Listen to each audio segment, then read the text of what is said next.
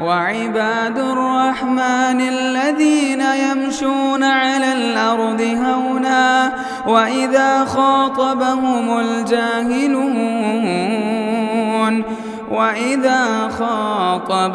الجاهلون قالوا سلاما. السلام علیکم ورحمۃ اللہ وبرکاتہ. الحمد للہ رب العالمین والصلاة والسلام على سید الانبیاء والمرسلین نبینا محمد وعلى آلہ وصحبہ اجمعین. یقول اللہ سبحانہ وتعالی فجاءت احداہما تمشی علی استحیاء قالت ان ابی يدعوک لیجزیک اجر ما سقیت لنا. اللہ سبحانہ وتعالی کا ارشاد ہے کہ ان دونوں میں کہ ایک مارے حیا کے شرماتے ہوئے آئی اور کہنے لگی کہ میرے والد تمہیں بلاتے ہیں تاکہ تمہیں تمہارا بدلہ دے سکیں اس خدمت کے مقابلے میں جو تم نے ہمارے لیے پیش کی. محترم حاضرین، یہ آیت کریمہ ایک قصے کی طرف دلالت کرتی ہے. جب حضرت موسیٰ علیہ السلام مدین پہنچے تو انہوں نے لوگوں کو دیکھا کہ وہ اپنے جانوروں کو ایک کنویں سے پانی پلا رہے ہیں، مگر دو لڑکیاں دور اپنے جانوروں کو لے کر کھڑی ہیں. حضرت موسیٰ نے وجہ پوچھی اور خدمت خلق کے جذبے میں آگے بڑھ کر ان کی بکریوں کو پانی پلایا. جب یہ وقت سے پہلے اپنے گھر پہنچی تو ان کے والد نے وجہ پوچھی تو انہوں نے معاملہ سنایا. تو جب لوٹ کر ان میں سے ایک حضرت موسیٰ کے پاس آئی تو اللہ تعالیٰ نے اس وقت کے منظر کی عکاسی کی. اللہ کہتے ہیں کہ جب ان میں کی ایک لوٹ کر آئی تو اس کی چال میں حیا تھی اور وہ آ کر کہتی ہے کہ میرے ابا آپ کو بلاتے ہیں کیونکہ آپ نے جو ہماری بکریوں کو پانی پلا کر ایک احسان کیا ہے اس کا بدلہ آپ کو دینا چاہتے ہیں. محترم حاضرین، یقیناً اللہ سبحانہ و تعالیٰ نے انسانوں کے لیے اخلاق کا ایک ایسا حصہ بنایا ہے کہ جب وہ آدمی اس حصے کو اپناتا ہے تو وہ حصہ اللہ کو اتنا پسند ہے کہ اللہ تبارک و تعالیٰ ساتوں آسمان سے ایسے حیا کی تعریف کرتا ہے جسے ایک عورت نے اختیار کیا تھا. حیا یہ اخلاق کا ایک ایسا حصہ ہے کہ جو آدمی اس کو زندگی میں اپنا لیتا ہے سب سے پہلے وہ گناہوں سے بچ جاتا ہے اور اس کی زندگی کا ہر معاملہ اللہ کی طرف متوجہ ہو جاتا ہے. یہی وہ حیا ہے جو انسان کے اندر وقار پیدا کرتا ہے اور یہی وہ حیا ہے کہ جب آدمی اس کو لاگو کر لیتا ہے تو اللہ تعالیٰ اس کے گناہوں پر پردے کو ڈال دیتا ہے. بلکہ یوں کہیں کہ اللہ اور اس کے رسول کی محبت کو حاصل کرنے کا ایک بڑا ذریعہ اللہ تعالیٰ سے حیا محسوس کرنا ہے. محترم حاضرین، حیا یہ اسلام کے اخلاق کے حصوں میں سے ایک عظیم حصہ ہے. خود اللہ تبارک و تعالیٰ نے جناب محمد الرسول اللہ صلی اللہ علیہ وسلم کے حیا کی تعریف کی. اللہ تعالیٰ ارشاد فرماتے ہیں فَيَسْتَحْيِي مِنْكُمْ وَاللَّهُ لَا يَسْتَحْيِي مِنَ الْحَقِّ. نبی کریم صلی اللہ علیہ وسلم کا ولیمہ حضرت زینب بنت جحش کے ساتھ ہو رہا تھا. آپ نے صحابہ کو کھانے کی دعوت دی، صحابہ آتے کھا کر چلے جاتے. جب کھانا ختم ہو گیا اور معاملہ طے ہو گیا تو اللہ کے نبی صلی اللہ علیہ وسلم حضرت زینب پر داخل ہونا چاہ رہے تھے. لیکن جب آپ گھر میں آئے تو 3 صحابہ اکرام گھر میں گفتگو کرتے ہوئے بیٹھے ہوئے تھے. آپ علیہ الصلوۃ والسلام ان کو دیکھتے ہیں، سلام کرتے ہیں اور حضرت زینب بنت جحش کی جگہ حضرت عائشہ کے روم میں داخل ہوتے ہیں، ان سے گفتگو کرتے ہیں، پھر گھر کے باہر چلے جاتے ہیں. جب آپ دوبارہ لوٹ کر آتے ہیں تو ان 3 صحابہ کو ویسا ہی بیٹھا پاتے ہیں. اللہ تبارک و تعالیٰ نے اس منظر کو کھینچتے ہوئے کہا کہ اے ایمان والوں، جب کبھی نبی تمہیں اپنے گھر میں کھانے کے لیے بلائیں اور کھانا ختم ہو جائے تو فوراً اپنے گھروں کو لوٹ جایا کرو. ایسا نہ ہو کہ تم گفتگو میں مشغول ہو جاؤ اور یہ تمہارا گفتگو میں مشغول ہونا نبی کو تکلیف پہنچا دے. نبی حیادار ہیں، لہذا مارے حیا کے وہ تمہیں کچھ نہیں کہتے، لیکن اللہ تعالیٰ حق کہنے سے کبھی حیا محسوس نہیں کرتا ہے. محترم حاضرین، اللہ کے نبی صلی اللہ علیہ وسلم نے حیا کی تعریف میں کہا ان مما ادرک الناس من کلام النبوۃ الاولی اذا لم تستحی فاصنع ما شئت۔ اللہ کے نبی کہتے ہیں کہ اس سے پہلے جتنے بھی انبیاء آئے، ہر نبی نے اپنی امت کو حیا کی تعلیم دی اور یہ کہا کہ اگر تمہارے پاس حیا نہیں ہے تو جو چاہے گناہ کا تم ارتکاب کر لو۔ محترم حاضرین، حیا یہ ایمان کے اندر اتنا اہم حصہ ہے کہ جس آدمی کے اندر حیا ہوگی وہ ایمان کے اعلیٰ مرتبے پر فائز ہو جائے گا۔ نبیوں کی تاریخ دیکھیں کہ جب حضرت آدم علیہ السلام سے گناہ ہوا، جیسے ہی ان سے گناہ ہوا اللہ نے ان دونوں کے لباس کو اتار دیا۔ ایک طرف ہے حضرت آدم، دوسرے طرف ہے حضرت حوا، لیکن جیسا ہی ان کا لباس جسم سے اترتا ہے یہ فوراً دو سمت میں دوڑ لگتے ہیں، حضرت آدم کسی اور طرف، حضرت حوا کسی اور طرف، اور جا کر جنت کے درخت کے پتوں سے اپنے شرمگاہ کو چھپانے لگتے ہیں۔ تو یہ واقعہ بتاتا ہے کہ انسان فطرتی طور پر حیا کے ساتھ پیدا کیا گیا، لیکن یہ حیا بڑے ہونے کے ساتھ ہر انسان کے اندر باقی نہیں رہتی، لیکن جس کے دل میں ایمان ہوگا وہ اس حیا کو پروان چڑھائے گا۔ حضرت موسیٰ علیہ السلام بڑے حیادار انسان تھے، بلکہ تاریخ کی کتابوں میں تفسیروں میں لکھا ہے کہ حضرت موسیٰ کبھی اپنے ہاتھ کے آستینوں تک اوپر نہیں چڑھاتے تھے، بلکہ ہمیشہ اپنے جسم کو بند رکھا کرتے، کپڑے سے ڈھک کر رکھا کرتے۔ بنی اسرائیل نے جب حضرت موسیٰ کی اس حیا کو دیکھا، وہ بنی اسرائیل جو اتنے بے حیا تھے کہ برہنہ سب مل کر ساتھ میں نہاتے تھے، تو انہوں نے حضرت موسیٰ پر الزام لگایا کہ حضرت موسیٰ اپنے جسم کو چھپا کر اس لیے رکھتے ہیں، شاید ہو سکتا ہے کہ ان کو کسی قسم کی جلدی بیماری ہو یا کوئی دوسرا مسئلہ ہو۔ تو اللہ تبارک و تعالیٰ نے حضرت موسیٰ کے جسم کو اور ان کی حیا کو لوگوں کے سامنے واضح کر دیا۔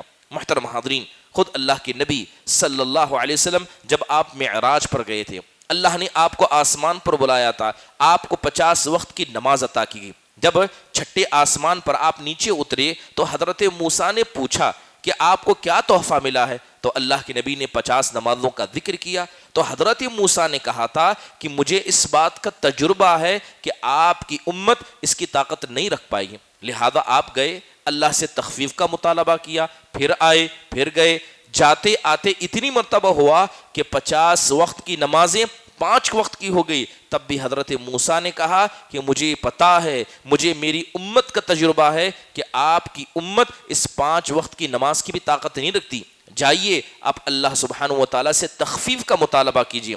تب اللہ کے نبی نے کہا تھا استحی من ربی، اب مجھے میرے رب سے حیا محسوس ہوتی ہے کہ کتنی مرتبہ جاؤں اور اللہ تعالیٰ سے تخفیف کا مطالبہ کروں۔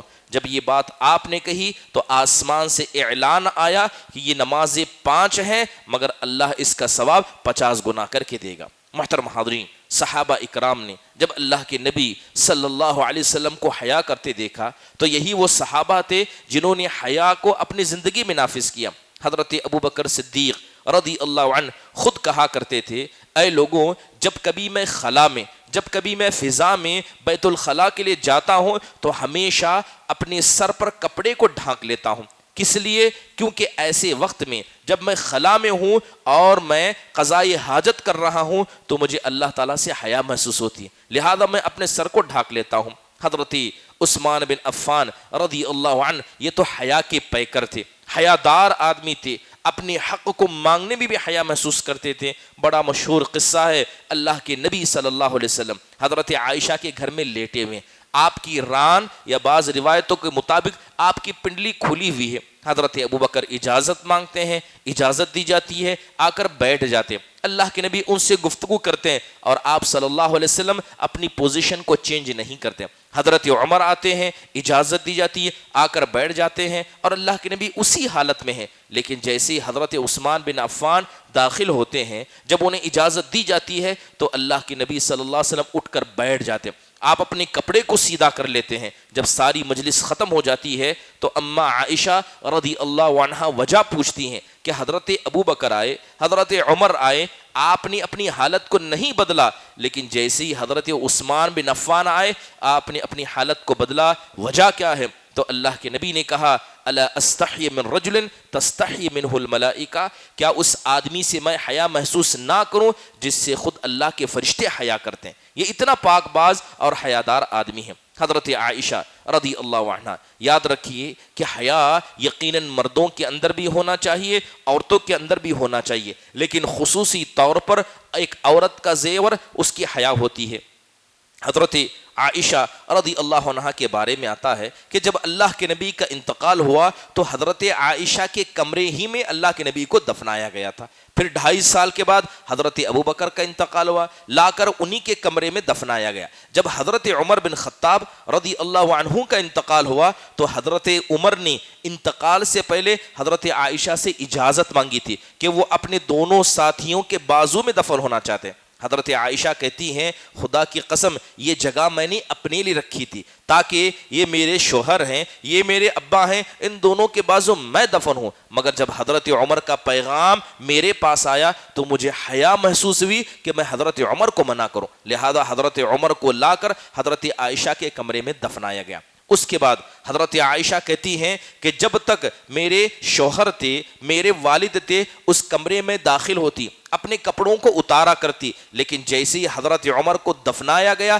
حضرت عائشہ نے اس روم کو چھوڑ دیا، اور جب کبھی اس کمرے میں آتی ہمیشہ با پردہ آتی اور کہتی ہیں کہ مجھے حضرت عمر سے حیا محسوس ہوتی ہے۔ وہ حضرت عمر جو دنیا سے چلے گئے، قبر میں مدفون ہیں، مگر حضرت عائشہ کہتی ہیں کہ وہ میرے لیے اجنبی ہیں، لہذا مارے ان سے مجھے حیا محسوس ہوتی ہے، لہذا حضرت عمر کے دفن ہونے کے بعد کبھی بھی میں کیا ہے بغیر مکمل حجاب کے وہاں داخل نہیں ہوئی۔ حضرت امام سیوطی رحمہ اللہ علیہ حضرت فاطمہ کے بارے میں کہتے ہیں کہ جب حضرت فاطمہ رضی اللہ عنہا کا وہ وقت تھا جس میں ان کا انتقال ہوا تو حضرت فاطمہ رضی اللہ عنہا نے دیکھا ہے، کچھ صحابیات کے جنازے کو دیکھا کہ ان کا جسم واضح نظر آتا تھا، کپڑا لپیٹ دیا جاتا تو کپڑے سے جسم جھلکتا تھا، تو لہذا حضرت فاطمہ نے حضرت ام سلمہ سے کہا کہ مجھے حیا محسوس ہوتی ہے کہ میرے جنازے کو اس طرح لے جایا جائے تاکہ لوگ میرے جسم کے حجم کو بھی دیکھیں۔ تو حضرت ام سلمہ نے کہا کیا ہم نہ ایسا کریں کہ اللہ تعالیٰ نے اگر آپ کو موت دے دی یا آپ دنیا سے چلی گئی، جس طرح حبشہ کے لوگ اپنی میتوں کے اوپر لکڑیاں باندھ کر کپڑا رکھتے ہیں جس سے میت کے جسم کا کوئی حصہ نظر نہیں آتا یا اس کا شیپ بھی نظر نہیں آتا، کہ ہم آپ کے ساتھ ایسا کیوں نہ کریں؟ تو حضرت فاطمہ نے کہا کہ میرے ساتھ ایسا ہی کیا جائے۔ لہذا حضرت فاطمہ رضی اللہ عنہا کا جب انتقال ہوا تو اس وقت یہ پہلی ایسی خاتون تھی جن کے پورے جنازے کو کپڑے سے کور کیا گیا تھا۔ حضرت ام سلمہ کہتی ہیں کہ حضرت فاطمہ با حیاتی دنیا سے گئی تو ساری خواتین کے لیے سبق چھوڑ کر گئی، اس کے بعد جس بھی خاتون کا انتقال ہوتا اسی طرح خاتون کے جنازے کو مکمل کپڑے سے لپیٹ دیا جاتا۔ محترم حاضرین، یہ حیا ایک انسان کی فطرت ہے۔ اگر ایک آدمی حیا دار ہو، اگرچہ وہ کافر ہی کیوں نہ ہو، وہ جھوٹ بولنے سے احتراز کرے گا، اسے حیا محسوس ہوگی کہ وہ لوگوں کو کیسے دھوکہ دے۔